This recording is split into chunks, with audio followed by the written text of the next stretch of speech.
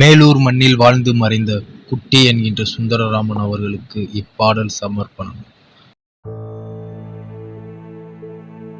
மேலூர் எனும் சீமையில எங்க 18 பட்டி கிராமத்துல அவரு பேரை சொன்னாக்கா தெரியாதவங்க யாரும் இல்ல.